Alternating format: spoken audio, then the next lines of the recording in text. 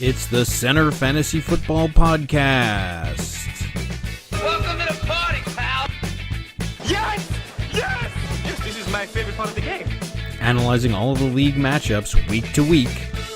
You can't win! Get him a body bag! Finish him! It is a bit above average. I said this sucks, and basically so do you. And discussing the boom, bust, and hidden gem players throughout the league. We ain't found shit! What the hell is Brett Favre doing here? I'm in town to play the Dolphins, you dumbass. Dan Marino should die of gonorrhea and rot in hell. Laces out. Touchdown! And here's your host, Allow myself to introduce myself. David Harbacken. Hello and welcome to the Center Fantasy Football Podcast for Week 9 of Season 5. I am your host, David Harbacken, joined by the Commissioner, Mr. Gazalutsky. Yo, what up? All right, well, quite an exciting Week 8 to look back on. I guess we might as well get right into it with the battle for first place. And I mean, I have to say, this game had everything. I mean, this was an extremely exciting fantasy game between the 1603ers and Dave's Secret Crush. The 1603ers end up winning 163.82 to 159.78 on a massive comeback on Monday night. Really, surprisingly, based on the kicker. I mean, if you look at the whole flow of this game, I mean, a lot happened during that Seattle-Houston game. I mean, so you started out the game, Fuller had like 12 points after the first pass. He ends up with 29.5 points, but he's exceeded by DeAndre Hopkins, who towards the end of that game it was like an 80-yard touchdown reception that seemed to look like it might have put him ahead for good. Russell Wilson with 44 points, just demolishing Kirk Cousins on the other side in what was a rain-soaked game. I mean, he ended up with 13.52 points. Thompson got 15, which helped, and actually exceeded Le'Veon Bell, who only had 14.10 points, because going into that Sunday night game, it looked like, if Bell had a game where he would have gotten 20 or something like that, this would have been out of hand. But he had 76 rushing yards, a TD, and a fumble lost, and ends up with only 14.10 points. Kareem Hunt with a disappointing 9.8 points, although he almost had 10. He just lost 2 points or 2 yards on the last play where they were just handing it off, which actually prevented the 1603ers from getting a top score in the league for the week by 0.06 points. Hogan only gets 11 points, but he still beat out Brandon Cooks, who only got 7.6. Doug Baldwin 11 points. As I mentioned, Fuller 29 points. But then you look at the real production for the 1603ers. McCoy got 29.30 points, 26.30 points for Kelsey. Bilal Powell only gets 9.1, 6.1 for Jason Witten. There was a huge difference. And then one of the other main point totals for Dave's Secret Crush was Philadelphia getting 20 points, but it was exceeded by the 21 points from the kicker. I mean, this was a back and forth game. It was tremendously exciting to watch it unfold, and I am certainly happy with the result. I mean, leaving Sunday night, I was pretty sure that this was going to be a loss, but it was a great comeback. I mean, this game had everything that you could want out of a fantasy game, and certainly anything that I could want out of it. But I mean, this is just an absolutely huge win for the 1603ers. This would have knocked them down into second place. They're playing Lombardi this week, and for another battle for first place. And I mean, look, Eugene has a good schedule coming, up ahead, but this is almost like a 2-game not a quite a 2-game cushion, but the 1603ers still have a lead in points, and they have the 1 game in hand at this point, at least on Eugene's team. So it's a really important win. They could have been behind the 8 ball after this, but it didn't work out that way. So your thoughts on this game? Now, this might be the game of the year so far. I mean, a ridiculous shootout with Eugene piling it on in the Seahawks-Houston Texans game. I thought it was going to be a runaway, but Harback, you never give up, Eugene. The Chiefs came right back, and just a squeaker squeaking by. What a finish. Even Eugene's got to tip his hat to you after that one. Yeah, and I got to tip my hat to Eugene. I mean, that was quite an impressive performance. I mean, to get that kind of point total when your RB2 and your tight end just combined for 15 points and your wide receiver 1 gets 7.6. I mean, to still have those kind of point totals. I mean, 36 from Hopkins and 44 from Russell Wilson, who also had an amazing, as much as Watson Yayos had an amazing game. I mean, Wilson did too. I mean, he matched him and ended up winning that game. So, I mean, 4 pass TDs, 452 yards, and 30 rushing yards. I mean, this game really had the both of these teams you could see did everything that they could to win, and somebody had to win it, and I'm certainly happy that it was my team. But yeah, I mean, we were on the phone talking about this game while it was going on, and I mean, I remember I was ordering a quesadilla at the time when you told me that DeAndre Hopkins got that touchdown, and I was like, oh no. Did you drop it on the floor, or did you actually eat it? Well, they hadn't served it to me yet, so I was good. But otherwise, I might have. And I was getting it to go, so it would have been in a bag. But yeah, no, it was just like, because we were keeping pace for most of that game. I mean, I was just waiting for Cousins to do so. I mean, that's really why I went out to get the quesadilla, because I just couldn't stand to watch Cousins anymore. Like in that slogfest, rainfest game. I mean, I just couldn't watch it anymore. And I guess I changed the mojo by not looking, and he ended up at least with 13 points. I mean, and Thompson really didn't get his points going until towards the end when I stopped watching. But yeah, I mean, just a huge game. I mean, really, not even that much left on the bench. I mean, there was 20 points for Thalion on the bench. White got 13.7. And for Eugene, I mean, he really didn't leave anything on the bench. I mean, 6 for Abdullah, 7 for Cohen, 11 for Stills. I don't even know if Stills was on there. But yeah, yeah. I mean, just... So in this game, it looks like Le'Veon Bell got 14 points. So would you say that he underperformed, number one? And number two, is this enough fodder for Eugene? I mean, for Lombardi to just run his trap about the Le'Veon Bell trade again? Well, does this open up the door for more Lombardi whining? Well, I mean, he was projected to get 22 points, 22.38. He only got 14. So, I mean, he certainly underperformed. So I could speak to your first point on that. I think it should be enough. I mean, like, I don't know. I mean, it all depends on, I mean, we could compare what Martin did or whatever else. But, I mean, look. Oh, we'll get to part 2 of the Lombardi analysis during my game, but part 1, is this already enough for Lombardi to start chirping? I don't know. I'm sure he will. I mean, but this does. I mean, look, Eugene has been. What did he win? 5 straight since the Le'Veon Bell trade. This is his first loss in that streak. So I don't know. And then ironically, the 03ers end up playing the Blues next week. So Eugene must find himself in the unique position of having to root for the 03ers. Like, I don't know what's going on in that office right now. I mean, because for right now, I'm sure Lombardi has some things to say, some bragging rights. But we'll see.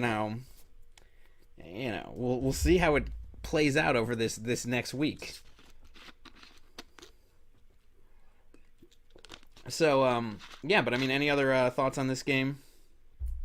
No, it's like, again, this could be really the game of the year so far. Just 2 high-scoring people slugging it out. Yep. Because in the early part of that game, too, it was close. Both of you started with 3 players each. and that went back and forth. Yep. And then in the 4 o'clock games, you really got hammered because of the Seabags and Houston game, and then you pulled it out in the Monday night game. I mean, that's as exciting as a week of fantasy football gets. Absolutely. All right, well, let's move on to part 2, as you said. So we'll go to the top scorer of the week, as I said, or as I alluded to last time, by 0.06 points. Thankfully, I was not playing the Hagglers, but yes, the high score of the week this week, 163.88. It's also the blowout of the week, as Tilla Trade Team only gets 77.72 points. Now, granted, Tillett did not have much to work with this week. I mean, he had so many players on a bye. He had Gurley on a bye. He had Nelson on a bye. Bennett was on a bye. Watkins, Yayos was on a bye. I mean, this was basically the lineup he had to fill. And, you know, it really all started downhill for him on Thursday night, where he played Parker, who got 0 points in the flex for him. Did he even play in that game, or was it just not? I mean, he was like out. Yeah, he was like a last minute scratch. So he ended up getting 0 points. I mean, in a blowout, 40-0. And then Landry, who did play, only got 8.3 points. His quarterback got 7.32 points. Dak Prescott in that monsoon in Washington. I mean, Matt Ryan ended up with 19.86. So that. I mean, that would have gotten a little extra points, but there was nothing that Tilla Trey could have done. I mean, he was almost blown out by 100 points this week, but yeah, you get 3.7 from Pierre Garçon. Frank Gore with a 14.10 points. That's good. Jonathan Stewart 9.4. I mean, nothing there. Graham ended up with 19.9 points. His kicker got 10 and 5 for Pittsburgh. But if you look, at the Hagglers, you see the difference from one week to the next when they have Deshaun Watson, Yayas, and when they don't. Last week, I mean, I think you beat your total from last week by almost 100 points as well. 43.78 from Deshaun Watson, Yayas. 19.4 from Sanu. 22.50 points from Robbie Anderson. Doug Martin with only 8.5 points, so Le'Veon Bell did exceed that total this week, but, Diggs still injured. 11.4 for Coleman. Well, actually, Diggs is not injured. He played. He got 6.6 points, so 8.5 plus 6.6. I mean, you got about the same total as Le'Veon Bell out of those two, so whatever. It's a wash. Coleman got 11.4, 30.1 points from Jack Doyle. Forte gets 11, 10 from Elliott, and 7 from the Chicago defense. But, I mean, first of all, you played a lot of games in the Jets-Falcons game. This was the Hackettstown Jalkins. Ended up getting... I mean, Mr. Jalkins. Which is amazing. I mean, it was a 25-20 game. It was also played in a monsoon-like conditions. And still, for all of those players to get all those points, I mean, that's impressive, especially with Robbie Anderson coming in. I mean, he was a pickup out of the garbage bin this week for you, and then, you add Deshaun Watson to it. I mean, this was, first of all, I mean, look, as I said, this was a very difficult game for the Tilla Trade Team no matter what. I mean, he had Gurley on a bye. He had, so many players on a bye. It was going to be difficult for him no matter what. But the Hagglers, they had scored the least amount of points in the league going into this game, which really would hurt them for any kind of tiebreaker, and you needed a good points performance, and you really got it this week. So that helps you immensely in the standings. It moves you up to 7th place, and, so this was not only an important win, but it was an important point total that really helps you for this season. This was the game that the Hagglers needed. So I don't know. I'll let you talk about it. All right. So, first of all, Deshaun Watson was actually slightly outdone by Russell Wilson, but either way, that game was a shootout. I was screaming, yayas the entire time. I mean, that was just a yayas performance. I mean, this guy. 3 times this season, he's gotten... Was it 3? Yeah, 3 times. He's exceeded 40 points from the quarterback position, which you got to figure any other... Like, Russell Wilson played the game of his life, we said before, and he got 44 points. This is a ho-hum week for Randy Watson. He does this every single week. So somebody like that, I mean, yeah, he gives you a legitimate matchup nightmare for whoever you're playing. Whoever you're playing, their quarterback is not going to get 40 points unless it's a shootout. Like it's the New Orleans. And the Houston's the new Saints team this year. And by the way, it's against Seattle, which is a really good defense. Oh yeah, they didn't even care. They threw it right at Lucas Sherman. They had no fear whatsoever. So yeah, that was fine. Mohamed Sanu, I mean, I'm telling you, that Jalkins game was a monsoon. It was a mess. And Robbie Anderson and Sanu came up big. They caught everything. Now, like you said, you got to give it to Kimmel. His team, this is what he had to work with this week. He had everybody on a bye. I mean, Jonathan Stewart actually got a touchdown, which is the first rushing touchdown for the Panthers this season. So he did the best he could under the conditions. I mean, we probably didn't even know Parker was out. And, yeah, otherwise, Gore and Stewart, that's like that's an ugly proposition. Gurley is his man. That's the guy who makes everything go for him. I don't know if Gurley would have overcome a 100-point deficit at that point, but certainly would have probably put him over 100 points. And, the rest of these guys, Martin, I mean, here's part 2 of the Matt Lombardi jab-a-thon. Do we really need Le'Veon Bell this week, Matt Lombardi? I'm curious to see his argument, his jargon-loaded argument about this one. What is this, just a flash in the pan situation? I mean, let's look at the results of this game. Where in the world does Le'Veon Bell fit into this picture? He doesn't. So I think this finally silences the Lombardi nonsense. Unless he's just fixated on the guy, and you want to put up more pictures of, Matt Lombardi in love with Le'Veon Bell. It should be a great poster. That should be his new team logo. Well, I mean, you could have added another 6 points by having Le'Veon Bell in there instead of Martin, and Mm-hmm. And again, Stephon Diggs did not even play again because he was coming back from an injury, and he is on a bye next week. So I don't know what Lombardi's talking about. It's a non-factor. I mean, Le'Veon Bell is a high-end 1 or whatever, whereas what did you call Lombardi? You called him a low-end coach 1 or a low-end coach 2? He's a low-end coach 2. And like he's got a great record, which for some reason is just mind-boggling.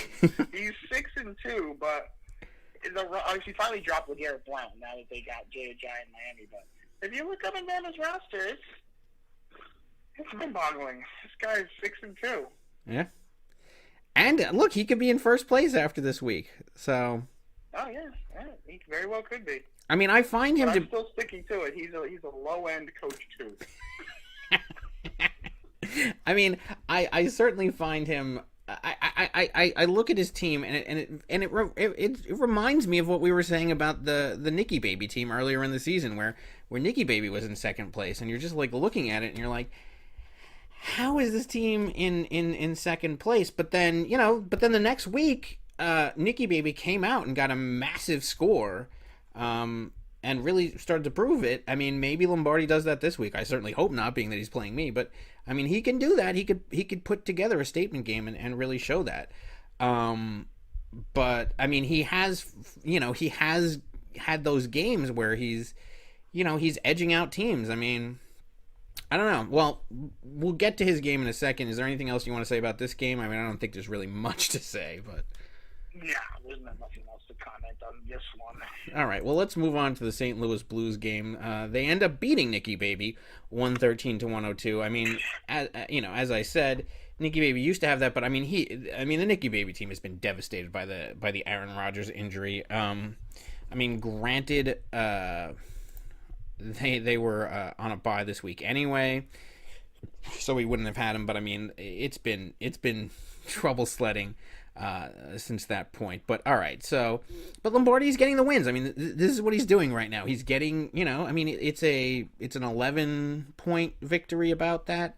But I mean, he's still totaling up the wins. 13 points for Phillip Rivers versus 18 for Stafford. Stafford just picked up by Nicky Baby in a trade with me. Crabtree with 13, 11 for Mike Evans. 0 for Terrell Pryor. Nicky Baby's got to do something what about is that. Nicky Baby's fascination with Terrell Pryor? That guy's got to go. I know. He has just got to go. I mean, look, Nicky Baby didn't have anything on the bench. I mean, he ended up with 1.5 points on the bench. So it's not, he played his best roster this week, but I mean... Right, but there is something called free agency. They just invented it. You might want to take a look at another receiver. Exactly. That was my point that I was just about to make. I mean, yes, he played the best roster that he has right now, but my God, you got to get rid of this guy. I mean, what have been his? I mean, it's been abysmal. I mean, he got 12 points in the first week, but then after that, 5-3. He did have 1 week where he got 16 on the back of a touchdown, but after that, 5-3 and 0. I mean, how tapping out at 0? Yeah, like how long can you ride? I mean, this guy is terrible. You have to get rid of this guy. I mean, and really, if he puts in just if he picks up some jabroni that gets him, double digits there, he could win this game. I mean, he's 11 points away. He needed a receiver, just any receiver out of the garbage bin that could have gotten him 12 points, and he wins this game. And that changes the season around for him. He's 4-4 right now. I mean, he could have been 5-4, and the Blues could have been 5-3. I mean, I'm sorry, they both could have been 5-3. But he doesn't do it, and I mean, and that's really the difference in this game. Keenan Allen gets 10.10 points. Not that great. I mean, Freeman ended up with only 7.1. Freeman has not been performing that well lately. He got 7 this week. The week before he got 12, 9 before that. I mean, he had 50 before that. I mean, the first half of the season before the bye, he had 15, 22, 24, and 11. But, since the bye, 9, 12, and 7. So that's not been good. And he had a little bit of a shoulder injury towards the end of that game, which makes him questionable for this week. Washington for Nick ends up with 20.8 points. Whereas Blount only got 12.2, and we'll see. I mean, I know that he even dropped Blount because of the Jai trade, so we'll see how that shakes out. 9 points for Cook to 13 for Ertz. Ertz still has been his best player all season long. I mean, that guy's been great all season. I mean, this was actually one of his weaker games. Lamar Miller ends up with 22.3 points in that shootout game, and only 6.7 for Deshaun Jackson. And 7 and 9 for the kicker and the defense, whereas Lombardi, I mean, this is a difference in the game too. Hauschka gets 11-13 from the Cincinnati defense. So, he 16 points for Nicky Baby, 24. That would have been 8 points right there in the kicker and defensive realm, which, frankly, for Nick, this was the week that Jackson was on the bye, and that's one of his best players is his defense. So, he was certainly hurt by that. That's bizarre. Yeah. Nick's got some issues to address. Now, number one of his best players is his defense. Aaron Rodgers has just catastrophically ruined his team, and he's still rolling with Jordan Reed, Emmanuel Sanders, and Terrell Pryor. To me, those are the all-star of the drop team. Those are captains of the players who need to be dropped. Yeah. Yeah, I mean... Come on. I mean, this was so based on the roster that he had, this was not a winnable game for Nicky Baby. But based on, the being a fantasy player involves two facets. One, it's being a general manager. Two, it's being a coach. Nicky Baby, as far as his coaching ability in this game, he maximized his points that he was able to get. But as far as his GM abilities, I mean, he had to go out and get somebody. And he still has to, and he didn't, but, I mean, look, he'll get, Adams back, but, I mean, what's he going to do? I mean, I don't know. He'll get the Jacksonville defense back. Jordan Reed was injured. Is Fournette still injured? I don't know what's going on. I mean, he's been cleared to play. All right, so then that'll at least add some points there. But, I mean, look, his running backs have been okay. I mean, 17 for Ingram and 20 for Washington. So, I mean, you put in a Fournette there, maybe move Washington down to the flex or something. I mean, he still has, some stuff coming out of the running back position and maybe the flex. I mean, I think that his tight end, with Jordan Reed hurt, that hurts him a little bit, but I don't know. I mean, there's still stuff for him to work with there. And, look, Lombardi, not many buys this week, only Henry on a buy, but other than that, I mean, he only left. He didn't really leave that much on the bench other than his defense. But they played Miami, so what do you want? Miami's terrible. And they ended up getting a huge point total. But I mean, you didn't need it. And then, but he gets just enough to win, which is what he's been doing, and that's what finds him in second place right now. Yeah, definitely. And I mean, like we said again, you got to get rid. Like I don't like the Oakland guy getting 20 points. I think that's just a function of Marshawn Lynch being suspended for a game. Yeah, I agree. So Nick's going to be in trouble if he plays that guy again anyway, because I think Marshawn Lynch is going to come back and gobble up all the carries. So he's going to be with Fournette and a gaping hole at the flex position. If he puts that guy in at flex, that's going to be a disaster.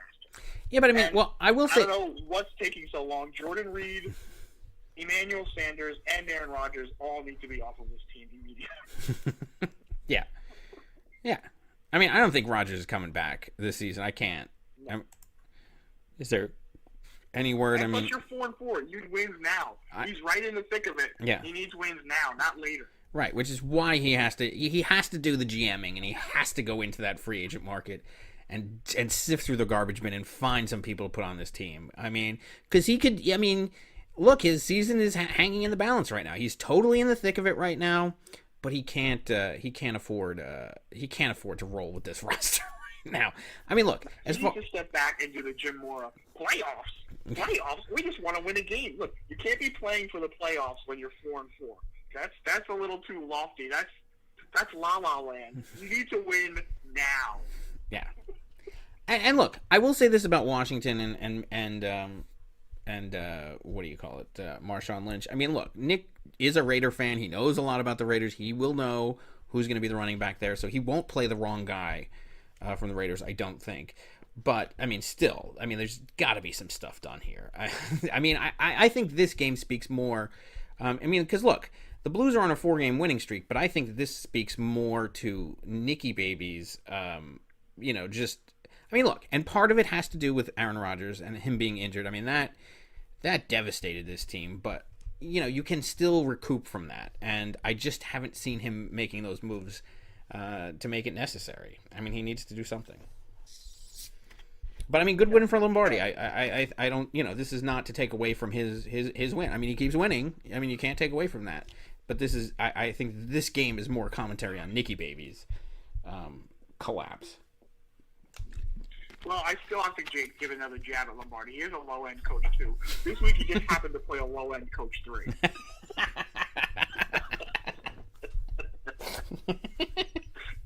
A lower end, if you will, coach 3. Right. And at this point, what do you call it? Aaron Rodgers is certainly a high-end injured player 1. So, drop it. He's a high-end IR 1. Get rid of him. IR 1 with a low ceiling and a low floor. All right. He's on the floor reaching towards the ceiling. Screaming for help.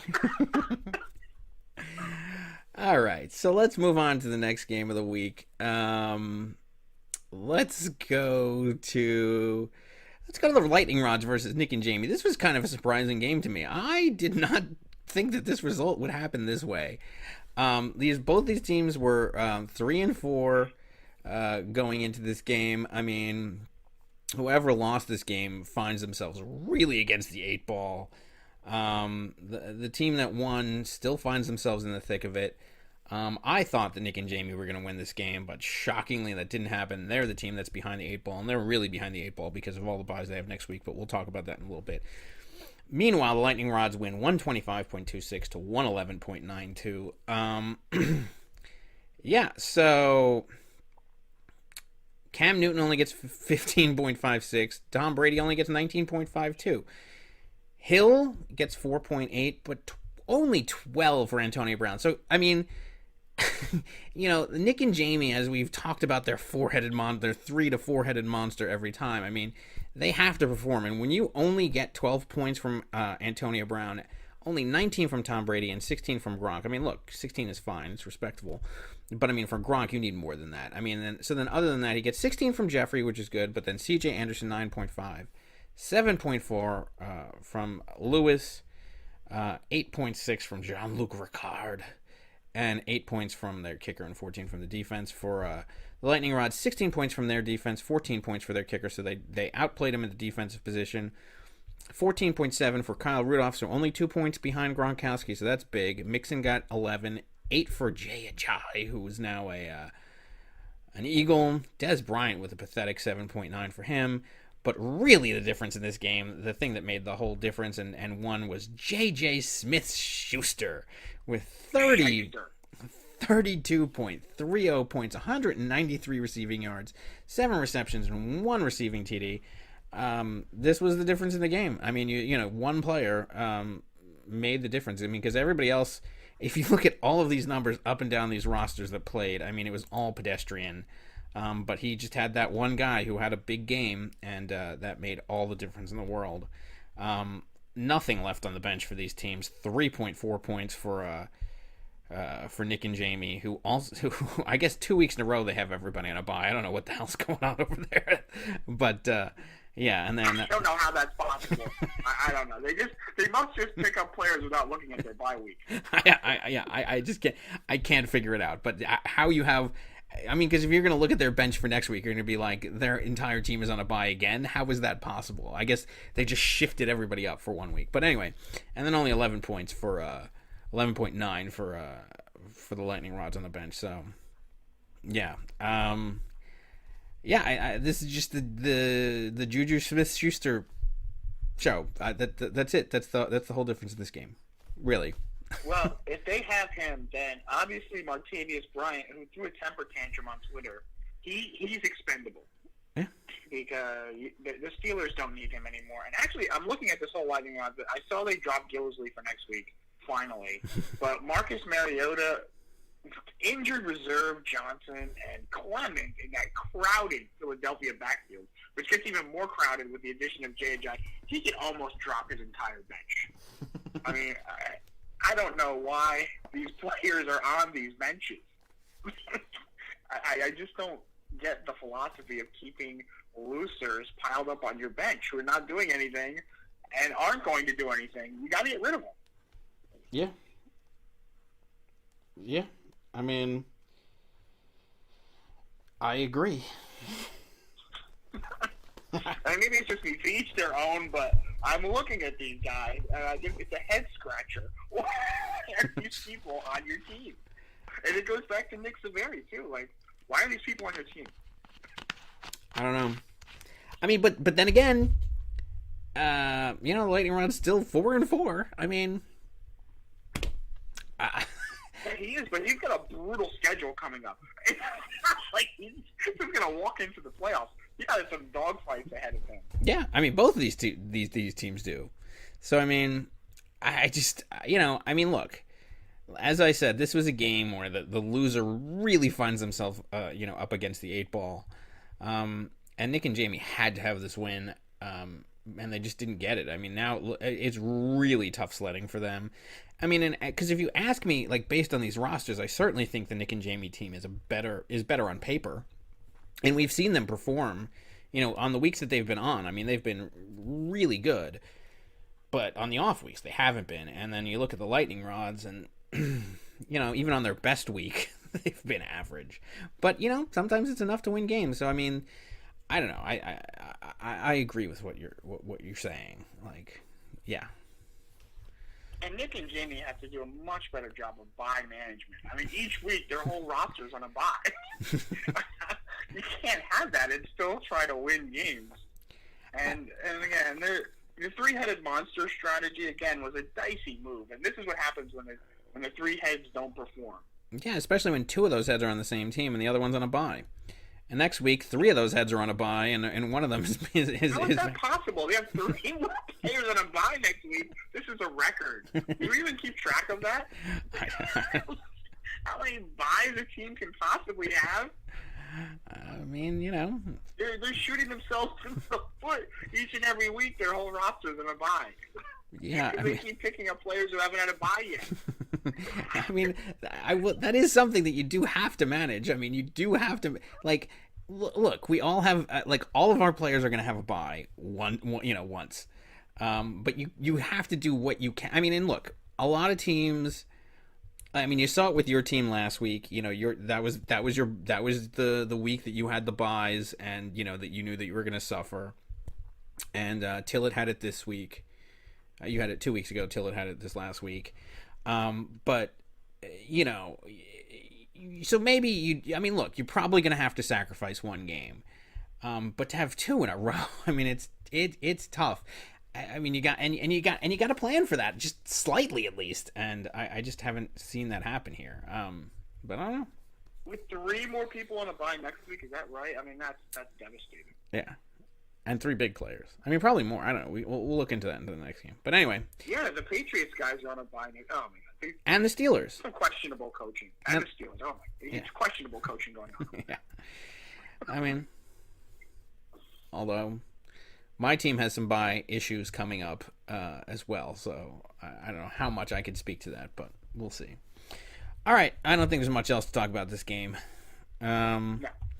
Let's move on to the Black Ice Dynasty coming out with a win against the Millennials. This was actually a really surprising game. This was a huge win for LeVar. He moves to 5-3 over the Millennials. They moved to 2-6. It looked like the Millennials should have had this game.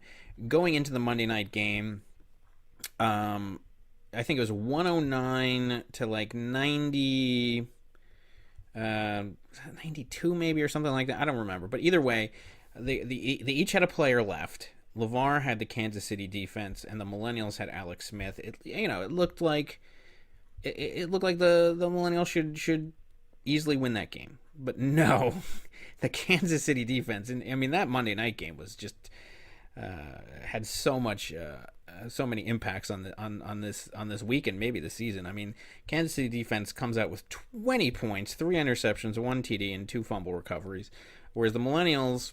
Alex Smith gets 15.38 points.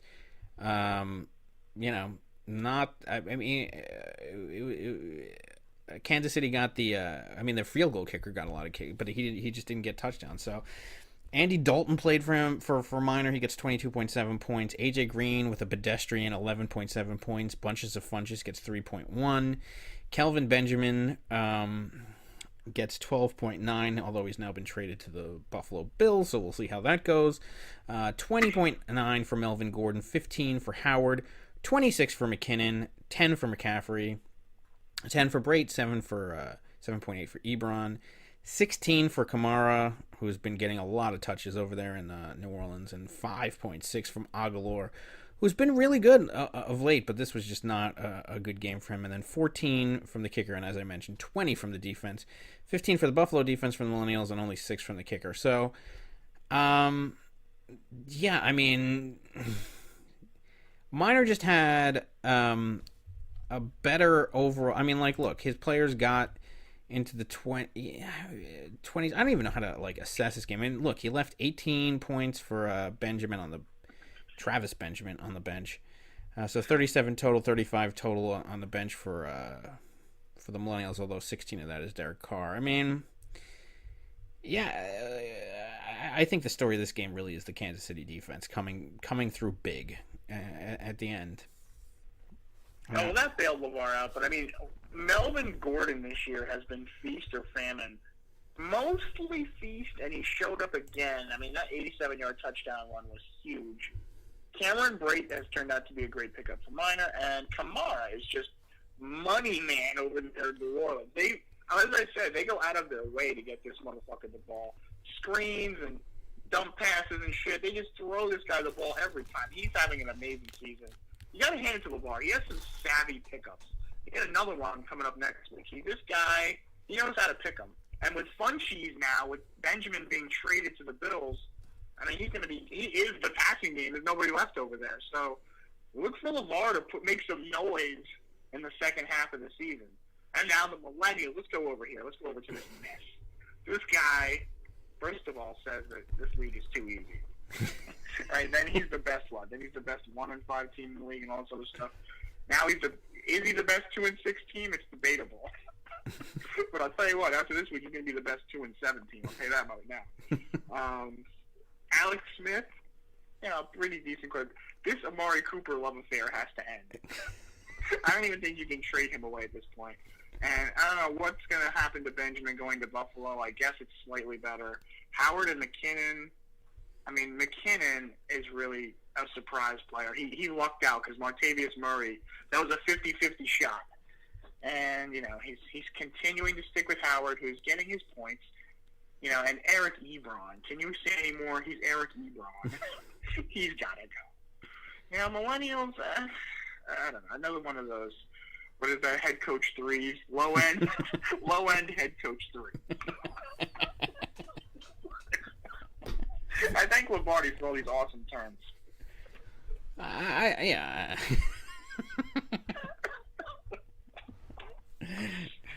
Yeah. With a low ceiling. Millennials is another one of those guys. I'm telling you, these guys have a brutal schedule ahead. But he's already 2-6. This could get ugly real fast, Dave. Yeah, I mean, they needed this win. They needed this win badly, and they just didn't get it. And Minor, look, credit to Minor for getting this game. I mean, it looked to me like he wasn't going to pull it out, but he did. I mean, this is a huge win. It puts him at 5-3, 4th place. He's right in the mix of everything. I mean, he couldn't afford a loss to the Millennials here, and I mean, nobody can afford a loss to the Millennials. So, I mean, you know, that would have been, he would have been brought down to the 4-4 garbage can, or not garbage can, the 4-4 what do we call it, the mud jam. The log jam, the mud, the whatever it is. But yeah, I mean, tip your hat to LeVar for pulling. This was a game that he had to pull out, and he did, you know. So I mean, and he's looking good going forward. So, you know, gotta hand it to him. Oh. And then speaking of the Millennials and their biggest nemesis in this league, House Targaryen on a tear. Now he is definitely the best 2-6 team in the league. I know, he's certainly become the best 2-6 team, 2 in a row, beating the special team, who they're going to have some problems, maybe, depending on some court rulings. But at this point, House Targaryen comes out with 134.94 points to 104.86, ties the Millennials. I mean, technically, he's still in 12th place, but, you know, a win this week against a very vulnerable Nick and Jamie team, and that might not be, he might find himself out of the cellar finally. So Carson Wentz goes for 22.14 points, only 11.76 for Breeze. A pedestrian 10.4 for Julio Jones, who's been underwhelming to say the least this year, whereas Michael Thomas gets 14.7. 28.5 points from Richardson in that game, that shootout game in Seattle. 11.6 for Demaryius Thomas. The running back equaled themselves about Duke Johnson versus Carlos Hyde, 8.3 to 8.7. Marlon Mack, who we picked up out of my trash bin for 15.3 points, and 26.4 for Ezekiel Elliott in what could be perhaps his last game of the season. We'll see, pending legal whatever. Hooper gets 14 points, 14.7, whereas Howard ends up with 3.6. And Golden Tate with 13.6 points to the 7.10 from Doxson, who, frankly, he's one of the better receivers in Washington. Not that that's saying much. Most of his points there were on a receiving TD. I mean, a 1-yard receiving TD, by the way. I mean, that's yeah, exactly. Everything, there's a lot of ones there. Right. I mean, one receiving touchdown for one reception for 1 receiving yard for 1 TD. I mean, that's how you get set. That's the minimum. That's the least you could possibly do in a game. Yeah. On a touchdown. With a yes. touchdown. Yeah. Right. So, yeah. So I don't know if this Doxson guy is going to be, I mean, we'll see. Anyway. I mean, the kickers performed and the defenses, I mean, they were... Now, Dr. Hockey may have an even more atrocious bench than Nick and Jamie and Nick Zaveri. I don't know what I'm looking at there. That is a nightmare. 5 suspensions and injuries. This is a train wreck. Yeah, it's pretty bad. I mean, the Whalers Whalers could have played for the Whalers. That would have helped out a little bit, but even his bench is, what's going on over there? I don't know. Yeah, I have no idea. Anyway, so let's look at this game. So O.J. Howard, Nate Whalers ironically started off the season with Jack Doyle and then threw him in the garbage bin, and now he's rolling O.J. Simpson Howard, and I just don't know. You want to have Cameron Brate in Tampa Bay. Howard had that one huge game. Whalers just always seems to be a step behind. He goes for the flashy, like, oh my God, we got to get this guy. Look at the big game he had, and then you fail to look at the games before, and then he gets a shitty game, and you wonder why he sucks so bad. It's like, yeah, you know what? This guy sucks. You gotta understand, these guys suck for a reason. They have their one game flash in the pan.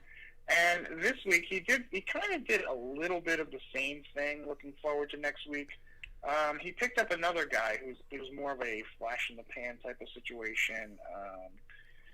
Who was it? I don't know, whatever. He picked him up in free agency. But it's like that. You got to, look at, I don't know, is this guy really going to do a thing? And he re-picked up Greg Olson, who might be coming off of IR. So, yeah, maybe things will look up for him. But I mean, so... I'd say he runs, 4 leagues. I don't know if he really paid attention this season.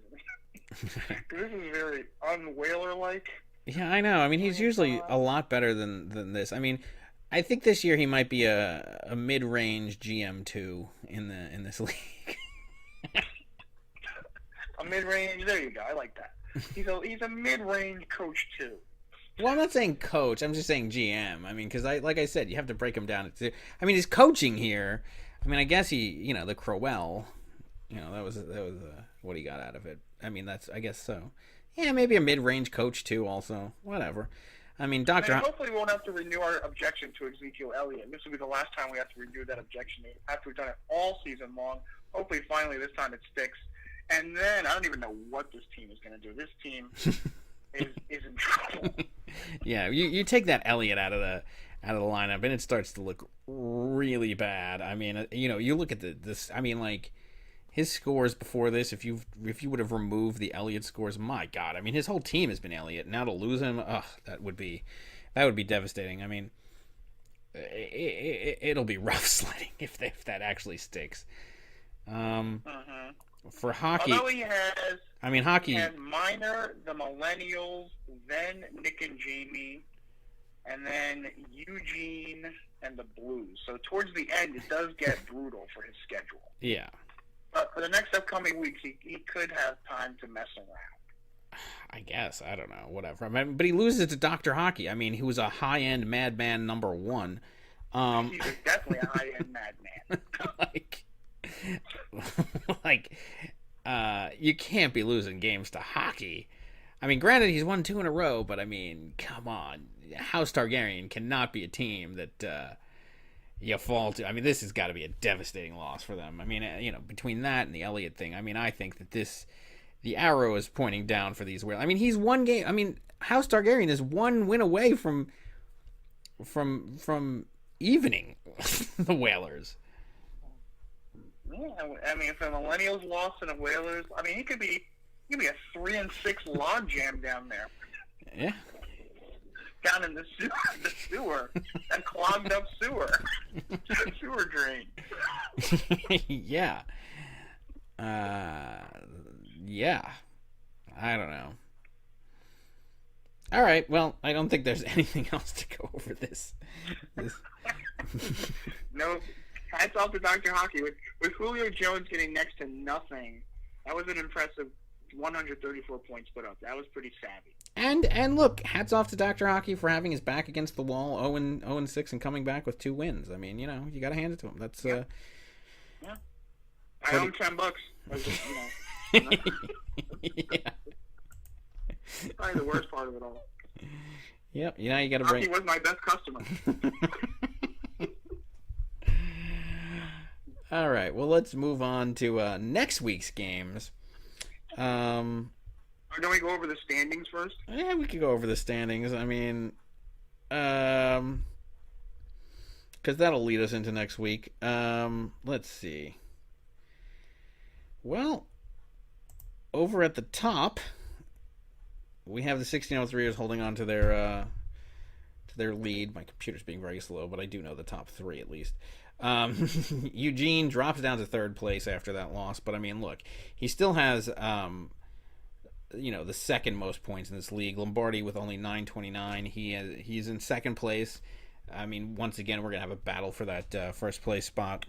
Black Ice Dynasty, 888 points. I mean, that's not that many points in any tie-breaking scenario, but he is 5-3, and that is the number one tiebreaker is win. So as long as he keeps winning, he'll be fine. And he's a dangerous team. He's a team that you don't want to play.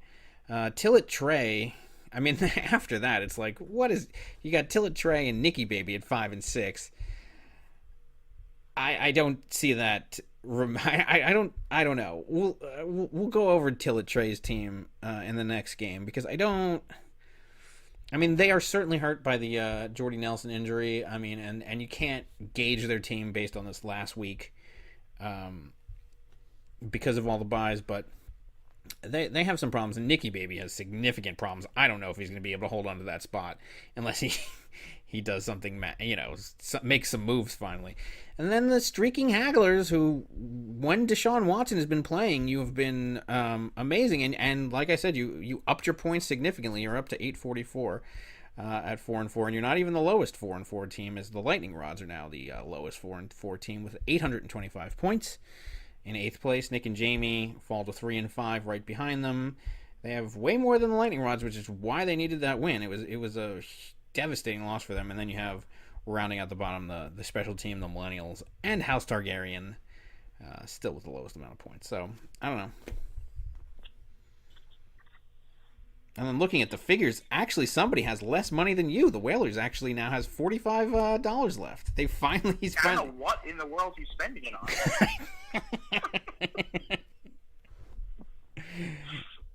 I don't know. I really don't. He's not spending on improving his team. No, he should be. At this point, I would be spending it on some booze, maybe some hookers and blow at this point, because I don't know. Where all that money is disappearing to. Yeah, I don't know. I mean, and he's made 21 moves. I mean, look, the most moves have been made by the Hagglers by far, 53 moves. I mean, like, more than...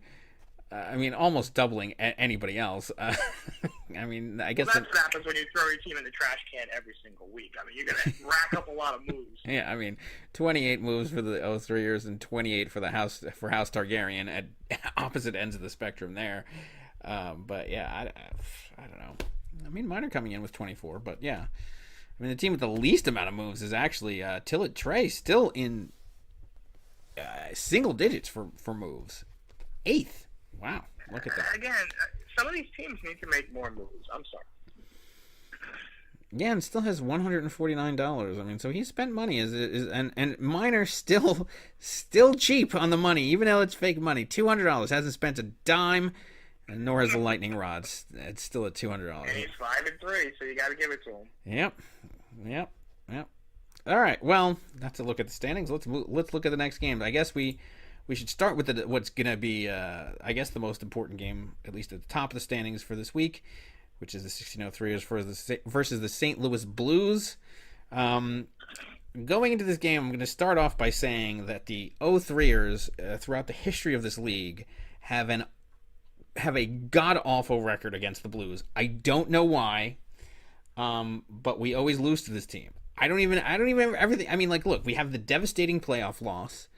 We have, I mean, I don't even know if we've even ever beaten this team, to be honest with you. I'm going to look at this because I know that my record against them is abysmal. So in the 2016 season, we lost to the Blues 153 to 108.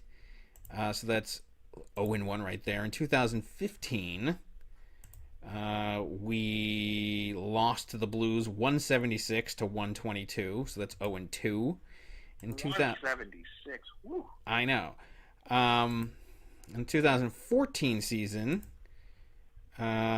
we actually beat the Blues. So 1-2, 116-92. So we won a game in 2014 against them, and in 2013, we played the Blues and we lost to them 141-102. So we're and then of course you had the what was that, 2015, where we had the playoff loss to the Blues, I think it was. Yeah, we lost 148-122. So that's 1-5 against this team. I don't know what the hell it is about this team that we cannot pull out a win. But we cannot pull out a win against this team. I just don't know. I don't know.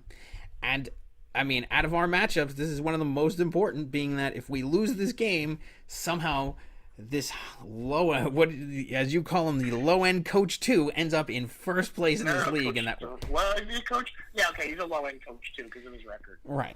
Well, I mean, it would kill me if he ends up, but he has a high ceiling. First place. He has a high ceiling, because he could be in first place after this. And I mean, and given our record, I mean, it's just one of those teams that we're snake bitten against. So I'm significantly worried about this game. But, we'll see. Okay, so looking at the actual game and the actual matchup. So he's got Tyrod Taylor going against the Jets, at the Jets on Thursday night. We have Kirk Cousins at Seattle. I don't like either of those matchups. But I'm gonna give the edge, I guess, to Taylor against the Jets. I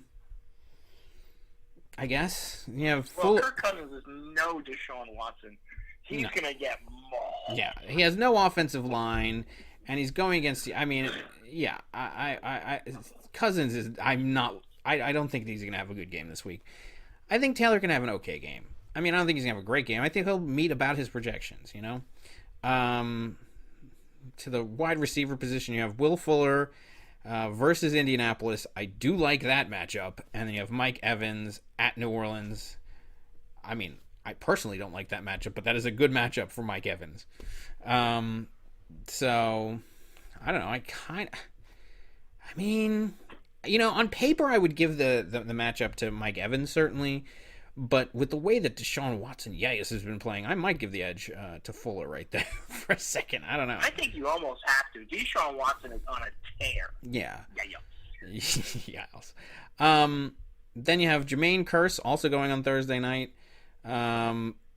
Versus Teddy Ginn. Now, I don't love Teddy. I mean, Teddy Ginn has been okay. I mean, he's been able to get around 10 points. But, I mean, look, this essentially is our bye week. I mean, if you look at our bench, we don't have... You see what I have to work with this week. I have one substitution that I can make. What? Buys all over. The entire roster of buys and the kicker. Yeah, literally, there's one substitution I could make. Because it's Safarian Jenkins, so I'm not obviously not going to not play Kelsey, so it would have to be in the flex, which, maybe you do with Thompson, but then I don't even want to, I don't know if I want to lock up the flex with Safarian Jenkins. I mean, I think he actually might have a good game, but Thompson also can, even in a bad game, he still has decent games, so, that's what I'm rolling with. But anyway, Teddy Ginn versus Kearse. I do think that Ginn playing Tampa Bay might actually have a decent game. I don't, it's not my favorite position to be in with him as the my wide receiver too, but I don't know. But I don't think that Kearse is really, what has he done? He got 3 points last week, 9 points the week before. I don't know. Yeah, it's your main Kearse, but again, his other guys on a bye, so. Yeah. So then you have Kareem Hunt versus Devonta Freeman. Freeman at Carolina, Hunt at Dallas. I think Hunt has a bounce back game against Dallas, and I think the Freeman might still be suffering from that shoulder injury, so I'm going to give the edge slightly to Hunt. McCoy going on Thursday night. It's a lot. This game really rides a lot on that Thursday night game. So McCoy going against the Jets. He's been great all season. I think he continues. Lamar Miller also been very good of late with Deshaun Watson. Yes, going against Indianapolis. So I think that this could be an even matchup. I give a slight edge to McCoy in that matchup, but I think that he could certainly put up the numbers there. If Kelsey against Ertz, Ertz going against the best tight end matchups of the year. Yeah, that is a fantastic tight end matchup. I mean, Ertz has just been ridiculously good all season long. Never a game under double digits. And Kelsey has had a few games there he's been under double digits, but when he plays really well. Or when he's on. So he's due for like a 13-point game. I don't know. I might actually give the... Shit. Zach Ertz, never under double digits all year. What a find for Lombardi. Yeah, I almost give the edge to Ertz in this matchup, only because Kelsey's been somewhat inconsistent. I think Ertz is going to get his numbers. And then you have Chris Thompson going against A. Collins, who I know nothing about. What he got 16. Collins is the running back from the Baltimore Ravens. He got 113 18 carries for 113 yards against Miami. Yeah, so I mean, you do have that going against. Other than that, his numbers have been crazy. Those are Amari Cooper level. Right. 0, 2, 8, 6, 5, 7, and 3. Versus Chris Thompson. You hop on him. 16. And it's another one of those like a step behind. What do you? I don't know, maybe. Well, versus Chris Thompson, who, other than that 1 week against Kansas City, has gotten double digits every single week. And I think that he's going to continue to see the ball. He gets the catches. Like, so, he'll have a few.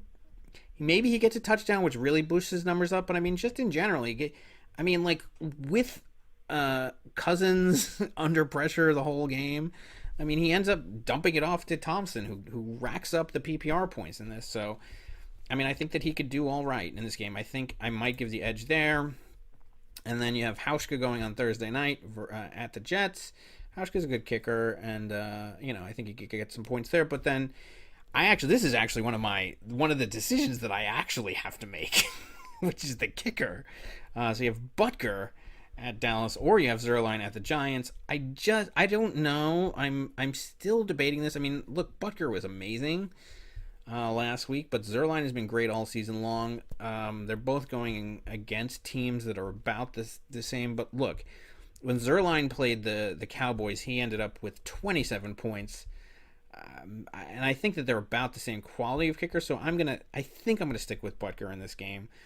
I mean, you do have the West Coast team going back east, which always is not good for the team that's traveling east for that 1 o'clock game, but that might mean more field goals. So this is really a coin flip for me on who to put in there, but I think I'm going to stick with Butker. And then you have the Cincinnati defense versus the Detroit defense. I mean, Cincinnati going against Jacksonville. I mean, they've been actually pretty good lately. They got 13 points last week.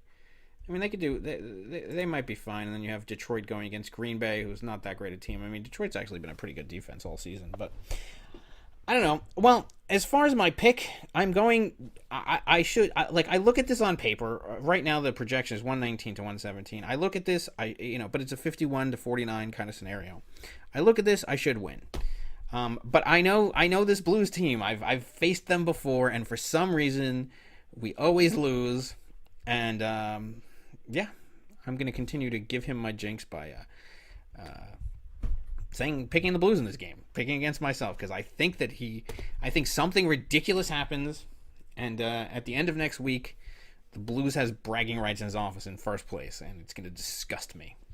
But I could see that happening. I have to go 16-03ers in this one. I don't think it's even going to be a contest, really. I have a different perspective on it. It's just going to be a blowout. Well, I think analytically, because you're looking at it actually analytically. I'm looking at it emotionally, just knowing how things shake out. So, I mean, that's really what it was. Jermaine Kearse, Freeman's dinged up. Lamar Miller and Collins. I mean, you're looking at so many gaping deficiencies on this team. Tyrod Taylor's, middle of the packet. Ertz is obviously a big weapon for him. Evans, Jameis Winston has not been stellar this year, but it is New Orleans, so he could rack up some points there. But it's Mike Evans. He drops everything. Look at his rap sheet. He's hard. Five receptions on 11 targets in week 3. 12 targets, 7 receptions. It's the same old Mike Evans. Drop everything. 5 of 10 last week. It's the same old. It's the usual suspects with Mike Evans. You know he's going to drop everything. Him and Demaryius Thomas should be the all-drop team. They drop everything. Yeah, I'm going with the 1603ers. Well, I mean, I'm not gonna argue too much on that one. But like I just said, I think the intangibles just end up in the Blues' favors, which is gonna really annoy me. But I appreciate the support that I'm sure that my crush will have for me this week, actually rooting for me instead of against me, because I know that he definitely does not want Lombardi to win. I guess we could move to Dave's secret crush team. He is playing the Lightning Rods in what I think will be a laugher. I mean, right now the projection is 124-98. I think Dave's secret crush crushes the Lightning Rods, but let's look into the actual analysis of the game. Russell Wilson versus Cam Newton. I don't think Russell Wilson's going to have the kind of game he had last week, but I think that he'll have a decent game. Then you have Doug Baldwin. I mean, he's very Seattle dependent. Also going against Washington. I mean, it should be fine. Tyreek Hill has been not that good. I mean, he started. He's on and off. So he had 28-8, 28, 16-7, 25-4. Well, so he's due. I guess he's going to get 20 something points this week for Tyreek Hill. Every other week. So this is the week that he's due.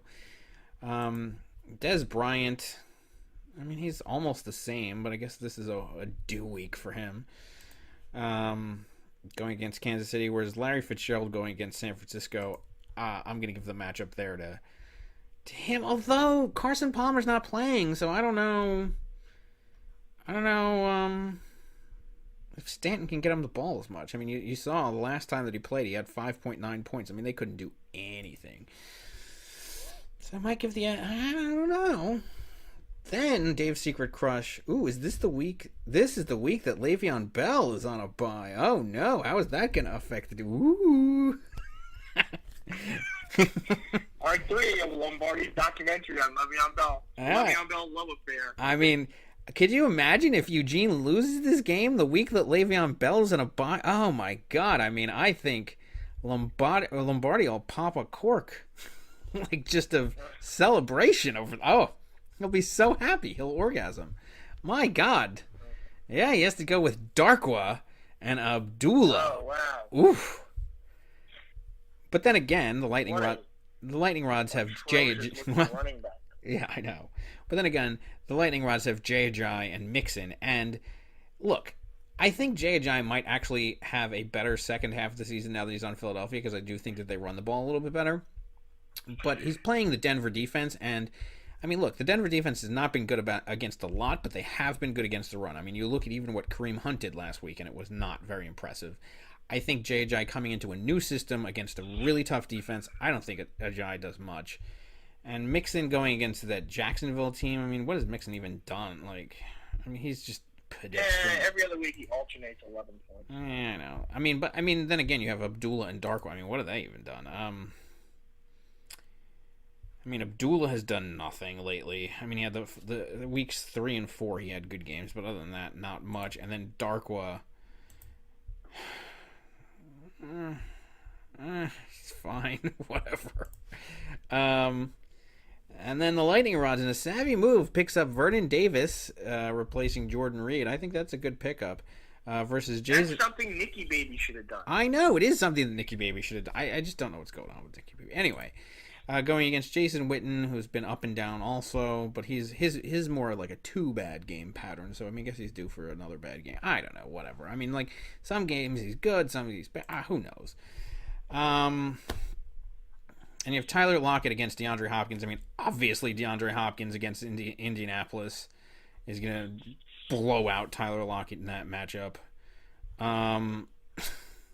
Lockett got 17 in like one of the best games he's going to have because it was a shootout.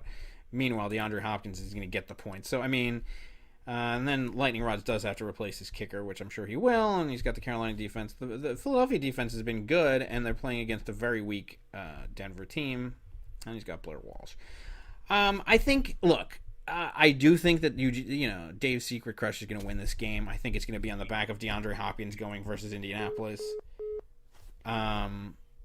So yeah. So I mean, I just think this is all DeAndre Hopkins is going to make the difference in this game. I mean, he's going against Indianapolis. I just don't see. I mean, even with the kicker added for the lightning rods, I mean, the projection is higher for Eugene. I don't think this is going to be one of his best weeks by any stretch of the imagination. I think there are some deficiencies for this week, but I think he bounces back, really on the back of Hopkins. Well, I think this is going to be Eugene's not-so-secret crush. This is going to be an annihilation of the lightning rods. They're going to pound the stuffing out of the lightning rods. This is the lock of the week right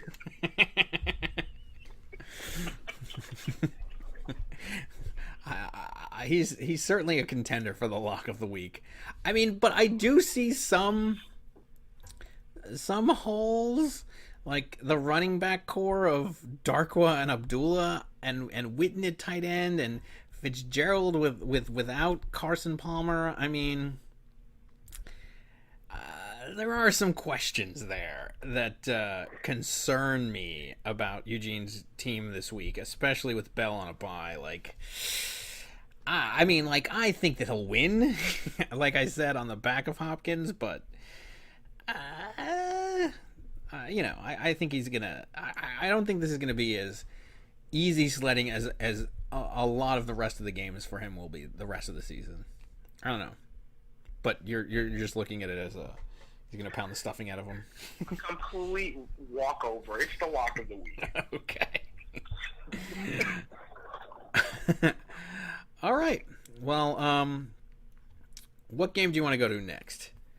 Let's go to Nikki Baby versus Tillett Trey team, because this game has a lot of implications for the playoffs, for the teams involved, and for other players.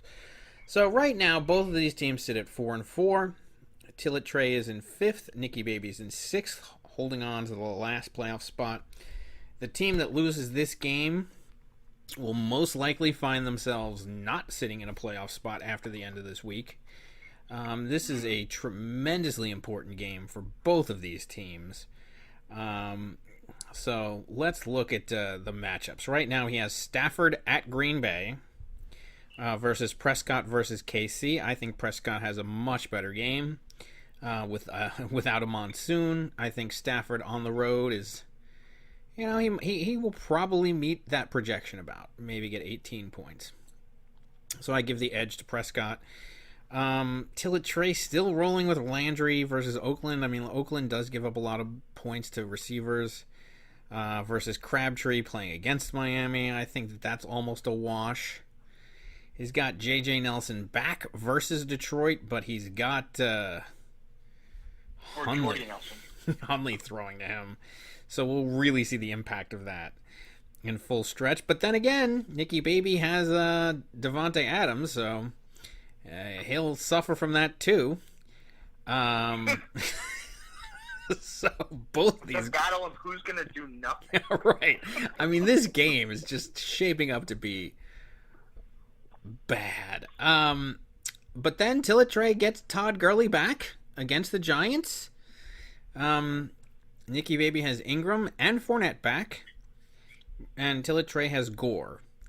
So I'm going to give a slight edge to Nikki Baby in the running back situation, because Ingram has not been that bad. I mean, look, he's been pretty consistently good. He's gotten double digits every single week. And Fournette, he's been really good. He's gotten double digits every week except the week that he was out. Gurley, obviously, he's gotten double digits every week except the week against Seattle. And Frank Gore, I mean, he's had some off weeks. So I think that might be the 1 weak spot. But the question is, can Gurley make up for it? At tight end, you have Cook at Miami and Jimmy Graham versus Washington. I certainly give the edge to Graham there.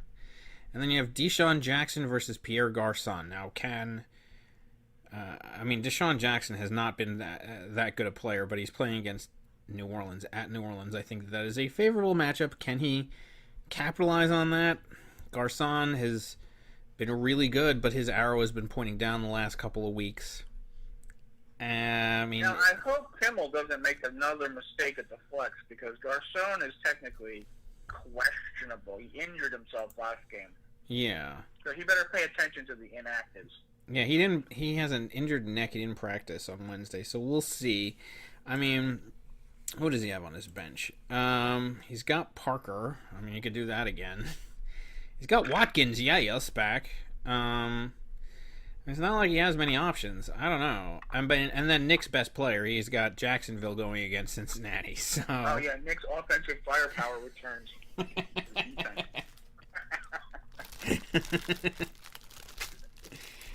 Yeah. I don't know. I'm giving this game to Nicky, baby. Are you? I am. This is a battle of two horrid lineups. I mean, it basically boils down to Gurley versus Fournette. Well, it's really Gurley versus the Jacksonville defense.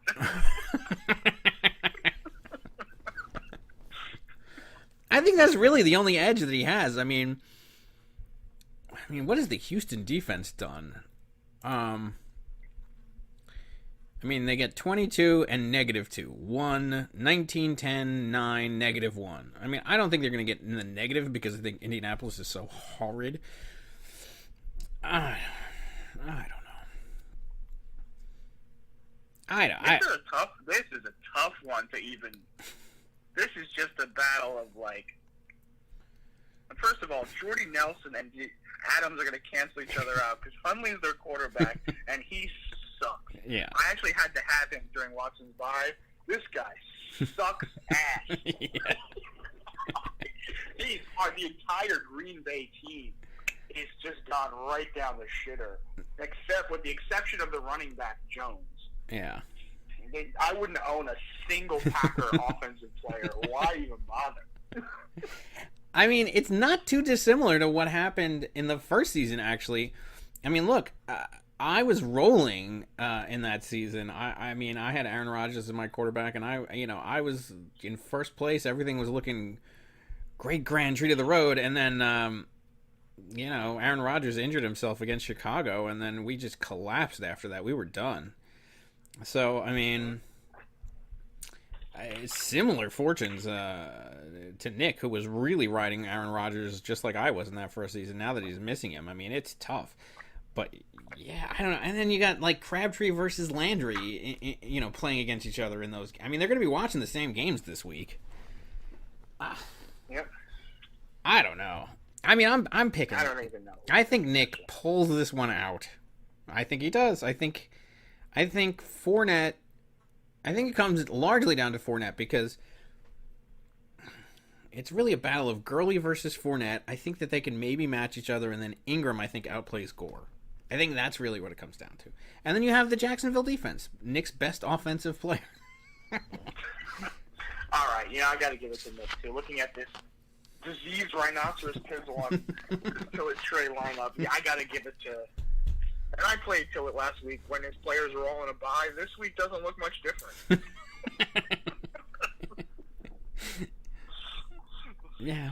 Yeah. I mean, slight edge. I don't think that Nick blows him out by any stretch. I mean, I think it's. I could see this being an 85-75 kind of game. I mean, once Rodgers goes down, you really have to retool your offense. Devontae Adams. I mean, let's look. Since the Minnesota game, at Minnesota he did get 16 points, but since then they've had the bye week and they play a brutal schedule too. A defense against Chicago, Baltimore, Pittsburgh. It's really looking ugly. If this is what Nicky Baby's going with, there's going to be a spanking at the wide receiver matchup. Yeah, but then the same thing with Jordy Nelson. He got 2.3 points after, again, at New Orleans, or versus New Orleans. I mean, yeah. Oof. Well, let's see what Jordy Nelson did in that game. So he got 2.3 as well. They equaled each other. Exactly. Or are you looking at the Jordy? That's what I was looking at. So Jordy. So that was Adams too. They both 3.2 and 2.3, scintillating numbers, which just basically personifies this whole matchup. Horrid. I would be surprised if both of these teams are not in playoff contention after next week. I mean, even if one technically has to win, at 5 and 4, they're really they're setting up to get creamed the following week anyway. Barring any massive roster retoolings, both of the outlook on both of these teams just doesn't scare you. Yeah, which is why the team that loses this and goes to 4 and 5 is really it's basically they can nail it in at that point. It's done. It's done. And both of them, I think, have brutal schedules coming up. Actually, after this game, in order to win another game, I mean, unless you're playing the Millennials or something, wins are going to be really hard to come by. If you're fielding this unit on either side. Yeah. I mean, buys notwithstanding, it doesn't matter who you sprinkle in there. These guys have got to go. Finally, Nicky Baby took Terrell Pryor Sr. I don't even know why he's still on the bench. He needs to just be off of the team. Yes, he needs to start making some moves in the free agent market. Mm-hmm. And Aaron Rodgers doesn't have to sit there. He's just not going to play. No, he's not going to play. There's 2 spots that are easy. And you can throw Jordan Reed a combo deal off your team. Yeah. Reed and Pryor, get him out of there. I mean, you can keep Reed. He'll probably come back. And Emmanuel Sanders is not even that good. I mean, I don't know. Whatever. But yeah, Pryor's got to go. All right. I mean, that's enough time spent on these teams. All right. Speaking of the Millennials, they go against the Hagglers this week. Now, if the Hagglers can win this game, which I'm going to presume that probably will happen, but if they can win this week, the Hagglers look to be the team that will take over the playoff spot vacated by either Nicky Baby or Tillett Trey, whoever loses that game. Looking at this matchup, I mean, look, the projection right now is 105 to 99. But the Hagglers have not paid attention to projections because it hasn't meant anything. Like, they've exceeded them, especially with Deshaun Watson, who finally has 27 points as his projection, which they finally gave him his due. He went up since 5 minutes ago. We got 26. Yeah, well, I guess he keeps just, as they get closer to game time, they're like, yeah, he's going to have a good game. Especially against Indianapolis. Yeah, I think he'll do fine. Alex Smith going at Dallas.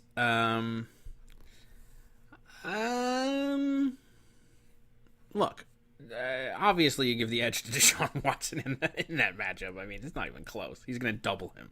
I mean, I think Alex Smith may have an okay game. I think he maybe goes for 20-something, 25 even, but I think Deshaun Watson just blows the stuffing out of Indianapolis this week. Then you have Amari Cooper somehow has a 15.4 projection. That's ridiculous. I mean, I think he's going to underperform. Granted, he's playing at Miami, and Miami sucks, but come on now.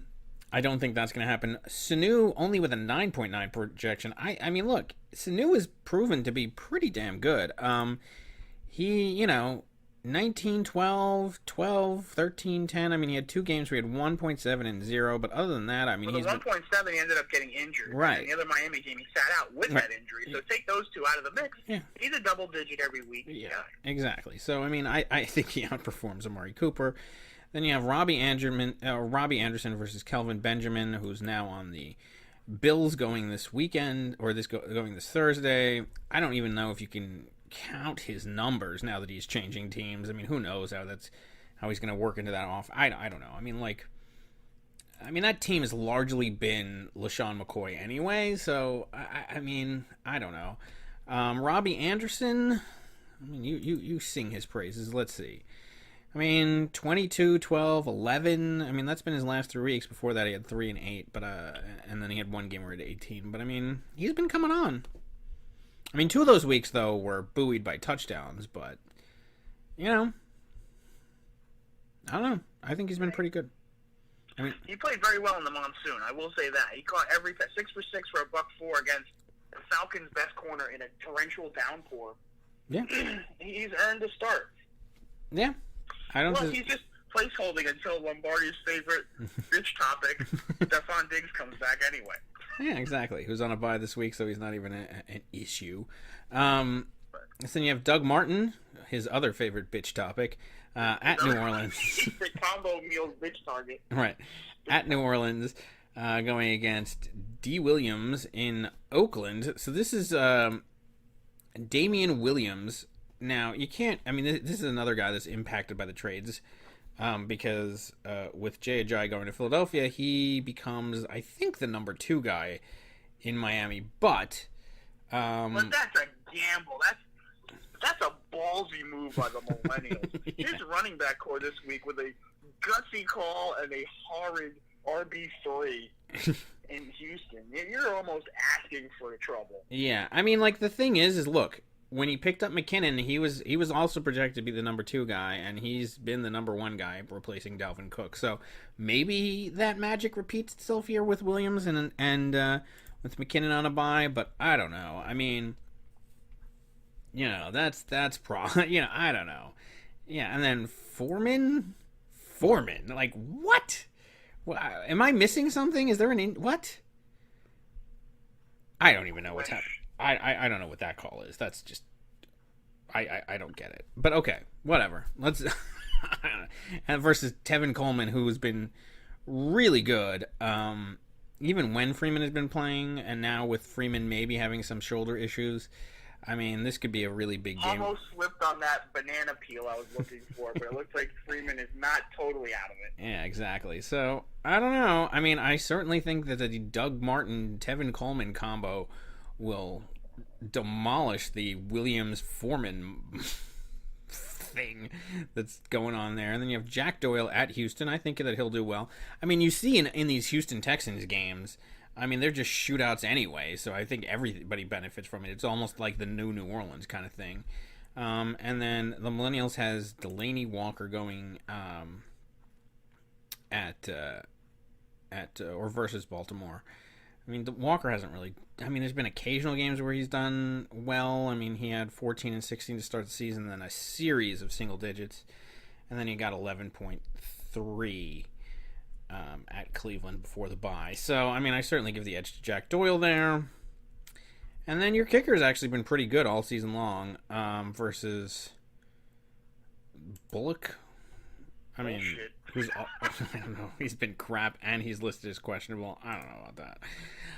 Versus the kicker question. Yeah, I don't know. And then the Rams at the Giants. I think that's could be a good matchup. But once again, I always say like the West Coast teams going back to the East Coast for 1:00/10 a.m. games is difficult. And then Buffalo at the Jets. I don't know. Could be. I mean, your former defense, so could come back to bite you, but I still think that the Rams have the edge there. I mean, you know, just looking at this game, I don't really... I mean, especially the running backs and Deshaun Watson, Yayos. I don't see the Hagglers losing this game. Obviously, this was almost my lock of the week if it wasn't for the Millennials playing Dave's Secret Crush, or the Lightning Rods. So I definitely am taking myself over the Millennials. This is almost another bye week as we prepare for tougher matchups down the road. Yeah, but once again, the Hagglers do have to consider score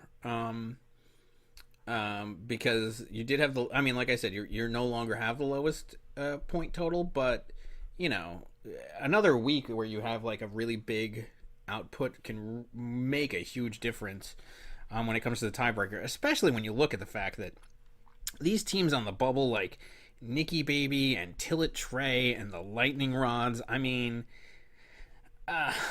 I mean, you can certainly. I mean, I don't think that they're going to have great games going forward. So I think that if you could get piece together, I don't even think that your opponent this week is necessarily the Millennials more than it is just the scoreboard, to try to get those tiebreakers, which is very doable if you need it, even going into the heading towards the playoffs and playoff positioning. So yes, I do think that the Hagglers will win this game, though. I don't have any question about that. And then by the way, you still sitting on the bench, you still have Sterling Shepard, who might play, which might make a difference. We don't know what Cooper Kupp, I don't trust him yet, but I mean, he could still do stuff. You still have Forte, and you have Morris and McFadden, depending on what happens with the Elliott situation and all that. So I mean, I think the Hagglers are set up really well, and I just don't. I mean, obviously you can't afford a speed bump here, and look, and the Millennials' better players are McKinnon and Howard, and they're on a bye this week, so very advantageous for you. I mean, just I don't think that this is much of a game. I have to agree. All right, so where do we want to go next? We can go to another blowout: Black Ice Dynasty versus the special team, the Whalers. Right now, Whalers is favored, but I assume that when we get into these numbers, that's not going to be the case. But so let's see. We have Jameis Winston at New Orleans and Drew Brees versus Tampa Bay. So they're playing each other, their quarterbacks. I mean, I think Brees edges him out, but I don't think that Winston does that much more horridly. But I'll give the slight edge to the Whalers there. Then you have A.J. Green at Jacksonville. That's actually a tough matchup. And Michael Thomas versus Tampa Bay, obviously. I'm going to give the edge, actually, surprisingly, to Michael Thomas in that matchup. And then Miner has Bunches of Funchess, the only receiver in Carolina versus Atlanta. And Whalers has Demaryius Thomas at Philadelphia. I'm going to give the edge to Bunches of Funchess there. He's the only receiver. Then the running back matchup, he's got McCaffrey and Kamara versus Carlos Hyde and Jay Allen. I mean, obviously, you give the edge to Miner there. I mean, big time. And then Brait at New Orleans. I mean, he's very New Orleans game dependent. Both these guys are watching this New Orleans Tampa Bay game. Brait obviously at New Orleans. I'm going to give him the edge to Howard. I mean, they're both playing the tight ends from the same team. I've never seen that before. That's ridiculous. I mean, what the hell? What the hell is going on over there? I don't know. Why would the Whalers play the backup tight end on the same team? What? I mean, is he still chasing that game against Buffalo? What is going on? I don't understand. I mean, Brait is obviously the number one guy. Am I wrong? I mean, there's other tight ends on injured reserve, and he just picked them up as a $5 bid in the free agency. I know, but I mean, when you're 3-5, you cannot be playing for weeks ahead. You need to win each week. You can't afford this loss, Whalers. It blows my mind. Didn't he also spend money on Jamison Crowder? Also, Clam Crowder again, the whore of the league, going to somebody else. I mean, Crowder actually on another. Oh my god. Yeah, I mean, once again, this is another example. Whalers is knee-jerk reaction move. Look at Crowder's numbers all year; they're pitiful. But he has one good game, and rubber stamp. He's a star. Get him on my team. Yeah, I mean, this is the same. This is exactly what you were talking about, just chasing the previous week. It's just not. This is one step behind. I know. I mean, and then he's going against Seattle this week. What's happening there? I mean, granted, Marquise Lee sucks. I mean, although he's gotten 15 and 11, so I mean, I guess he's better than he's been better lately. But no, Blake Bortles, don't overestimate his abilities. He sucks. Exactly. I mean,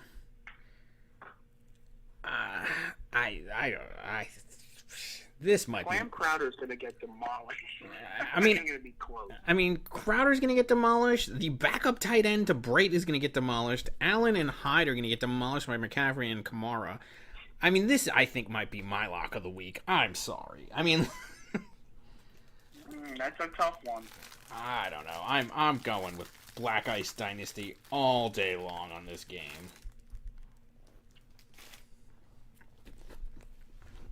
Yeah. I think there's going to be some competition in the basement after the the Whalers loses this game. I mean, At the sewer drain, 3-6 sewer drain logjam. yeah, you might want to make that toilet flushing sound for this game, for this team. Yeah, I am absolutely going with Black Ice Dynasty. Oh, and this one is LeVar in a landslide. Yeah, exactly. Whoever's making these predictions early, these points, is drinking Drano. Like, what's going on? No clue what's going on. And that leaves us. Yeah, I know. That leaves us with the last game of the season. The last game of the week. Sorry, House Targaryen versus Nick and Jamie. Dr. Hockey trying to battle his way out and actually equal Nick and Jamie's record. I mean, you want to talk about. I mean, we've talked about how horrid Dr. Hockey has been all season, but for him, I mean, he will have, if he wins this game, and the Whalers LeVar game goes the way that we think. I mean, House Targaryen can find himself moving from 12th almost. I mean, he's almost within playoff contention. Like, what a comeback! I know. I mean, my goodness. I mean, he's not quite there yet, but I mean, like, look at all the teams that'll be 3-6. And but he's like a rising 3-6. It's all these other teams that are circling down in the drain to 3-6. But all right. It's on the back of Carson Wentz. Yeah, I mean, Carson Wentz versus Denver. I mean, like, that is a tough matchup. I will say that. But I mean, they've still been, Philadelphia's offense has been really good. And then Goff at the Giants. Once again, it's a 10 a.m./1 p.m. game with a West Coast team going east. Now, granted, the Rams have had a bye, so they've had time to prepare for this, but I'm certainly going to give the edge to Wentz in this game. Julio Jones at Carolina versus Alshon Jeffrey versus Denver. So Nick and Jamie will take some points from Wentz, and then how has Alshon Jeffrey done? I mean, he's been up and down. Yeah, very up and down. Richardson versus Rashard Matthews. They keep playing this Rashard Matthews guy. I mean, he's had one or two good games. I mean, I just know. And Richardson's actually been pretty damn good. Well, the last 2 weeks at least. I'm going to give a slight edge to Dr. Hockey there. I'm going to assume that the Madman will actually play running. Madman doesn't mess with his roster until right before the game. Right, so, yeah. I mean, like, Duke Johnson obviously on a bye. Hopefully he will change that, and that will change the complexion of this game. Although, I don't know who he puts in there. I mean, do you put in Lynch or Murray? I mean, because that's really what he's working with. Well, he's got 6 tight ends on his team, so you got to pick one of those other two running backs. Lynch in his comeback against Miami is probably who he's going to go. Yeah, I think that. I think you get. Well. Nah, because, DeMarco Murray against a tough ball. Yeah, that's true. I mean, he's had a good... DeMarco Murray's been good the last 2 weeks, but you're right. Against the Miami defense, I think that you have to go... what do you call it? I think you have to go with Lynch. Yeah. So, yeah. So, you have Lynch versus Jones. He's had 3 good games. I mean, I actually think that he'll have a good game because there's nobody else on Green Bay. And then there's Marlon Mack versus Adrian Peterson. I think Peterson has actually been hurt by the Carson Palmer injury because you see that. Yeah, exactly. He went from 25 points down to 4. Right. Like, I think Mack's actually the better guy in this matchup. I do too. I mean, Mack has actually been one of those guys that's been on the upswing. He had 16 points, then he had a low week where he had 1.8, but then 10 and 15. I think that this has been a good pickup out of the garbage can from me. I'm going to give the edge to Dr. Hockey on this. Well, I'm going to give Jones is the edge. He'll probably have the best performance of the running backs this week, but I think that Mack and Lynch will do better than the Peterson-Jones thing, even though on paper it doesn't look that way. And I think that's why I think the projection is favoring that. And then Hooper's been good, right? I mean, he's been up and down. I'm looking at the thing. Versus Dixon, who had that one good game, right? And then it's been complete garbage. Ed Dixon's been passed around. He's the tight end whore. Right. And then you have Golden Tate, who's been up and down. I mean, more down than up, but he's been okay. I mean, and they are on the road, so I don't know. Versus Robert Woods, who he's actually been pretty decent, other than a few weeks here and there, but, I mean, he's very Rams heavy this week. I don't know about that. And then Hockey's kickers on a bye, and the Atlanta defense, the Seattle defense. I mean, once again, on the bench, so you have Gronk, Antonio Brown, and Brady, and Deion Lewis on a bye. So 1, 2, 3, 4, and his best players. 3 of the, what do you call it? 2 of the 3. The three-headed monster is literally sitting on the bench. Right. So, I mean, just based on that, I'm going to pick House Targaryen. I mean, like right now, Nick and Jamie is a 64% favorite, but that's without a kicker and without an RB1 in there. So, I think Hockey wins this. I do. Well, Hockey doesn't have it. So it's interesting. So he'll probably dump Horvath. Yeah, why wouldn't you? Horvath. Yeah. And then he's got to pick up. I usually don't say Hockey's the lock of the week. It sounds funny, but even picking Dr. Hockey, it's interesting. Hockey's usually the reverse lock of the week. He's usually the biggest guy to get blown out, but you can't say that anymore. He's made some moves, and I got to go with Hockey also. Yeah, I mean, Nick and Jamie after this game, they could basically mail it in. Yeah. I mean, he's usually, as you said, he's usually involved in the lock of the week, but he's usually on the losing end of it. But no, I mean, I'm not going to say that he's the lock of the week to win this game, because I think this is actually a close game, but I think that Hockey wins this game. Yeah, I'll get with the Hawk. Yeah. Look at Jamie's team. I can't, except for Jones. The rest of the team is just abysmal. Yeah. I mean, Jeffrey can do something, but he's still having Wentz throw to him, so. Yep. All right. So you're, I guess that's it for this week's games, and you're still sticking with Dave's Secret Crush versus the Lightning Rounds for your lock of the week. Oh, and the not-so-secret crush of the week. I would go with that, but I am going to go with Black Ice Dynasty versus the special team for my lock of the week. I'm sorry. I can't see it. I mean, the Whalers without Elliott. I mean, even if Elliott comes in. I mean, maybe I would have to consider it otherwise if Elliott wins another legal round, but yeah. All right. Well, I guess that does it. Uh-huh. All right, should be another fun week. We're almost, I mean, not that much longer left in this season, but we're really coming down to the wire. I mean, nothing really decided to this point. I mean, yeah, I mean, it's close up and all the way through, and then, I mean, even if the Blues does win this week, I mean, they still have some tough battles ahead of them, and. Dave's Secret Crush, I mean, he has a very advantageous schedule going ahead, and the 1603ers, they have a pretty good schedule towards the end of the season. I mean, they have the Blues this week, which is a tough game, and then they have Tillett Trey the week after, which theoretically would be a tough game, but who knows with the Jordy Nelson injury. After that, they have the Hagglers, which is a tough game. And then they have Nicky Baby and the Millennials to close out the season. So, these are really important games for those teams at the top to win and try to get to those positioning and get the bye. And then, I mean, just a dogfight when you look at the playoff teams, on the bubble. Because, like I said, 4-4 Nick and Jamie, or Nicky Baby and Tillett Trey, 4-4 Hackettstown Hagglers.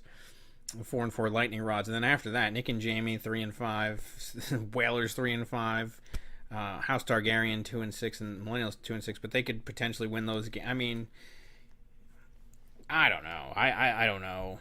I mean, like who? I mean, at this point, I mean, I think it's pretty certain that the Threers, the Blues, Eugene, Black Ice Dynasty are going to make the playoffs probably, and I think the Hagglers probably will, provided that Deshaun Watson doesn't slip on the proverbial banana peel. But after that, I mean, between Tillet Trey, Nicky Baby, the Lightning Rods, Nick and Jamie, the special team, the Millennials, and House Targaryen, I mean, who would you say gets that 6th spot? Nicky Baby has lost 3 in a row, and I really don't see anything changing there. I don't either. I mean, so he's definitely on the downslide. I mean, Tillet Trey is in the same canoe going over the wall. Luckily, they just happened to play each other this week. Otherwise, his whole team is Todd Gurley. After that Rodgers injury, he's not getting any points from Nelson. I mean, the top 4 that are there right now, Dynasty, Crush, Blues, and 1603ers are solid. But for those last 2 spots, I mean, Lightning Rod is not really a juggernaut either. And Nick and Jamie, like I said, you can mail it in. After this week, Whalers will be 3-6, Hockey will be 3-6, and Millennials will probably be 3-6. That's a or 2 and I think the Millennials will be 2-7. I think they're going to actually bring up the caboose playing the Hagglers. Well, that's going to be. I mean, those last 2 spots will be very interesting. I think the Hagglers are kind of stuck between like the sewer and like the actual chance to make the playoffs. Or we're the only people who are not in the sewage. We're not in there yet. We're not out of the. We haven't opened up the manhole cover, but we're not swimming in the sewer. Like we're not in the actual sewage. We're on the ladder. So below us is the actual sewage. There's a lot of teams in there, and then above is like that's the way out. That's the playoffs right there. We just have to open the manhole cover. We're on the ladder right now. You can either go up or climb down into the sewage. But you also have a pretty good schedule. Tillet Trey and Nicky Baby are sliding down the ladder into the sewage, and the rest of the teams are kind of like. Lightning Rod is holding on to a rung. Nick and Jamie pretty much are going to just fall into it after this. And then they'll be swimming around in there with the special team Millenniums and House Targaryen. So that's the analogy I give it right now. I mean, honestly, if I look at like the quality of team that's left, I probably would ironically say that Nick and Jamie probably has the best quality players on the team because they do have those 4 guys, but I mean, the record, I mean, it's going to be tough to dig out of that with that record. I mean... Yeah, 3-6, yeah. I mean, I think that if you look at their team itself, I think that they're the best out of that. But I don't know. I don't think that they could make that. I mean, the Lightning Rods, I just don't...